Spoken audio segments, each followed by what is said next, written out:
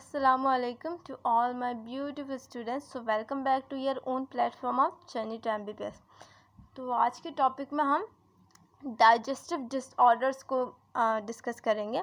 जो digestive disorders हैं उनमें कौन कौन सी चीज़ें शामिल हैं। इसमें बहुत सारी चीज़ें हैं। मैं कुछ सिर्फ इम्पॉर्टेंट चीज़ों को आपके साथ डिस्कस करूँगी ताकि आपको याद रह सके। बहुत सारी चीज़ों को हम डिस्कस कर लेंगे तो हर चीज़ याद रहना पॉसिबल नहीं है, ठीक है। तो यहाँ पे मैं डिस्कस करूँगी जॉन्डिस को, ठीक है, जिसको हम आम लफ्ज़ों में पीलिया भी कहते हैं। डायरिया को डिस्कस करूँगी मैं, कॉन्स्टिपेशन को डिस्कस करूँगी और वॉमिटिंग को डिस्कस करूँगी, ठीक है। बाकी 3 चीज़ों को मज़ीद और हम डिस्कस करेंगे, लेकिन सबसे पहले हम इसको डिस्कस कर लेते हैं। तो सबसे पहले जॉन्डिस कहते हैं किसे? जॉन्डिस एक लिवर डिसऑर्डर को हम कहते हैं। किसको हम कहते हैं? एक लिवर डिसऑर्डर को हम कहते हैं। और क्या होता है इसमें? एक्यूमुलेशन ऑफ बाइल पिगमेंट्स यानी कि बिलीरुबिन बहुत ज़्यादा इकट्ठा होना शुरू हो जाता है। लिवर का डिसऑर्डर है तो आपको पता है कि बाइल पिगमेंट्स कहाँ होते हैं? लिवर में होते हैं, ठीक है। तो बाइल पिगमेंट्स बहुत ज़्यादा जमा होना यहाँ पे शुरू हो जाते हैं और वो जगह जगह डिपॉजिट होना शुरू हो जाते हैं बाइल पिगमेंट्स, ठीक है। और जगह जगह डिपॉजिट होना शुरू हो जाते हैं तो उसके बाद आपकी स्किन येलो हो जाती है। आपका जो स्क्लेरा है, आई का जो आपका वाइट पार्ट है वो आपका येलोइश हो जाता है। कंजक्टाइवा हमने पढ़ा था कि आई की ऊपर वाली एक लेयर होती है ट्रांसपेरेंट, वो आपकी येलो होना शुरू हो जाती है, ठीक है। और क्या होता है, अगर इसको आपने ट्रीट नहीं किया टाइम पे, अगर आपने इसको ट्रीट नहीं किया तो पेशेंट की डेथ तक हो सकती है जॉन्डिस में, ठीक है। और अब बात करते हैं हम डायरिया की, ठीक है। आई होप कि ये आपको नज़र आ रहा होगा, ये इस तरह। तो डायरिया को हमारे यहाँ वैसे आम तौर पे लूज़ मोशन कहा जाता है, लेकिन लूज़ मोशन कोई वर्ड नहीं होता। अगर आप नेट पे सर्च करें कभी लूज़ मोशन तो बहुत अजीब सी वीडियो भी आपको नज़र आएगी, क्योंकि मोशन का मतलब होता है मूवमेंट, है ना। फिज़िक्स केमिस्ट्री में पढ़ा होगा आपने कि मोशन किसको कहते हैं? मूवमेंट को, किसी भी चीज़ की। तो लूज़ मोशन करेक्ट वर्ड नहीं है, हमारे यहाँ नॉर्मली बोला जाता है, लेकिन लूज़ स्टूल्स आप इसको कह सकते हैं, ठीक है। लूज़ स्टूल्स आप इसको कह सकते हैं या फिर आप इसको डायरिया कह सकते हैं। तो ये होता क्या है? वाटरी लिक्विड डिस्चार्ज होता है स्टूल्स का, ठीक है। और इसमें होता क्या है, इसमें बहुत ज़्यादा वाटर और इलेक्ट्रोलाइट्स, इसमें वाटर का बहुत ज़्यादा लॉस होता है और इलेक्ट्रोलाइट्स इसमें इम्बैलेंस्ड हो जाते हैं, ठीक है। डायरिया में ये होता है।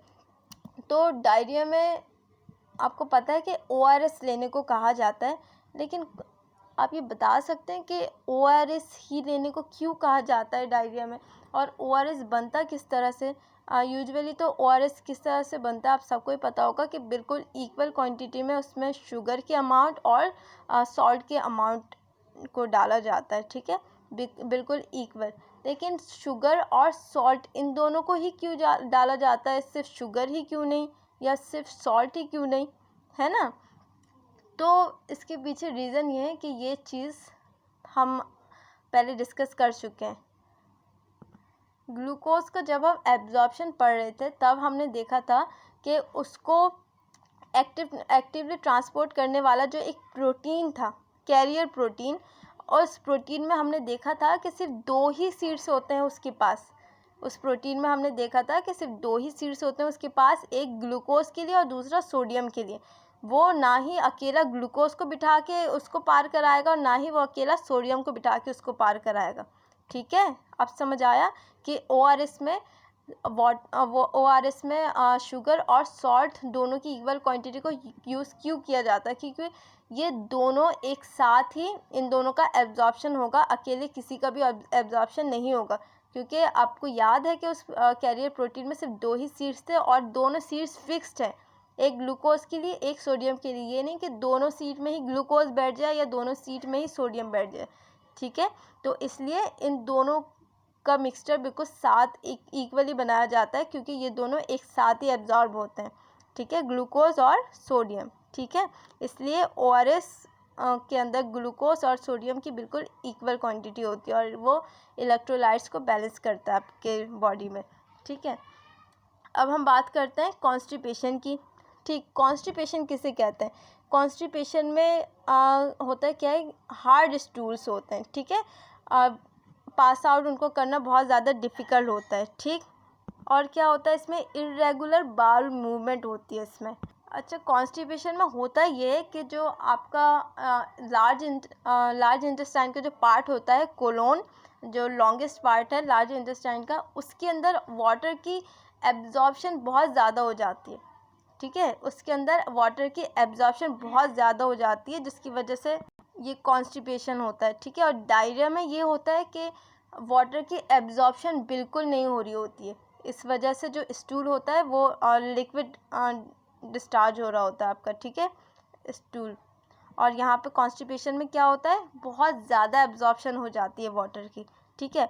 और कॉन्स्टिपेशन कोई नॉर्मल डिसऑर्डर नहीं है, इसकी वजह से क्या हो जाता है, आगे चल के पाइल्स हो जाता है इसकी वजह से, या फिर इसको हम क्या कहते हैं, हेमरॉइड कहते हैं इसको हम।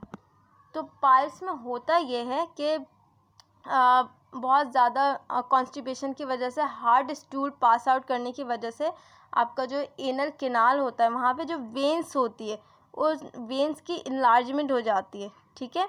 और फिर वेंस वहाँ के डैमेज होना शुरू हो जाते हैं, रप्चर होना शुरू हो जाते हैं हार्ड स्टूल पास आउट करते करते। तो एक टाइम आता है कि वहाँ की जो वेंस होती है इतना ज़्यादा रप्चर हो चुकी होती है कि वहाँ से फिर ब्लीडिंग वगैरह आना स्टार्ट हो जाती है, ठीक है। उसी को हम पाइल्स कहते हैं या फिर हेमरॉइड, ठीक। और ये होता किन किन वजह से, यहाँ पे कुछ रीजंस है जिसकी वजह से ये हो सकता है। ड्यू टू स्ट्रेस की वजह से ये सब होता है। डिहाइड्रेशन की वजह से होता है, जैसे कि आप जानते हैं वाटर बहुत कम इस्तेमाल करने की वजह से होता है। और जैसा कि आपने अभी अभी पढ़ा कि कॉन्स्टिपेशन की वजह से ही ये होता है, ठीक है। अब हम डिस्कस करते हैं वॉमिटिंग को। तो वॉमिटिंग कहते हैं किसको है, sudden ejection of stomach content को। हमारे स्टमक के अंदर जो चीज़ें हैं उसका बिल्कुल अचानक से इजेक्शन हो जाए, ठीक है, उसको हम क्या कहते हैं, वॉमिटिंग उसको कहते हैं। ये क्या होता है, ये एक रिफ्लेक्स एक्शन होता है। और ये वॉमिटिंग का सेंटर आपको पता है कहाँ है? वॉमिटिंग का सेंटर होता है मेडुला ऑब्लंगाटा, आपके ब्रेन के अंदर, ठीक है। वहाँ उसको हम क्या कहते हैं, वॉमिटिंग सेंटर भी हम उसको कहते हैं। वॉमिटिंग में क्या हो रही होती है, इसके अलावा रिवर्स पेरिस्टालसिस मूवमेंट होती है। जैसे कि हम जब फूड को खाते हैं, हमारे स्टमक के अंदर पेरिस्टालसिस मूवमेंट होती है ताकि उसको डाइजेस्ट कर सके। वॉमिटिंग में होता है रिवर्स पेरिस्टालसिस मूवमेंट, ठीक है। और क्या होता है, कार्डियक स्फिंक्टर्स उस टाइम पे ओपन होते हैं। आपको पता है कि हमारे इसोफिगस और हमारे स्टमक के बीच में एक स्फिंक्टर मौजूद होता है, और वो कौन सा स्फिंक्टर है, कार्डियक स्फिंक्टर, ठीक है। तो वो उस टाइम पे ओपन हो रहा होता है। और क्या होता है इसमें, it is proceed bye nausea, ठीक है। नोजिया किसको कहते हैं, वॉमिटिंग सेंसेशन को हम नोजिया कहते हैं, ठीक। और वॉमिटिंग होने के कई सारे रीजंस हो सकते हैं। फूड की वजह से हो सकता है, किसी बैक्टीरिया की वजह से हो सकता है, ठीक। तो मुझे उम्मीद है आज का लेक्चर आपको समझ आया होगा, अच्छा लगा होगा। अगर अच्छा लगा तो उसको लाइक करें, शेयर करें और सब्सक्राइब करें। अल्लाह हाफ़िज़।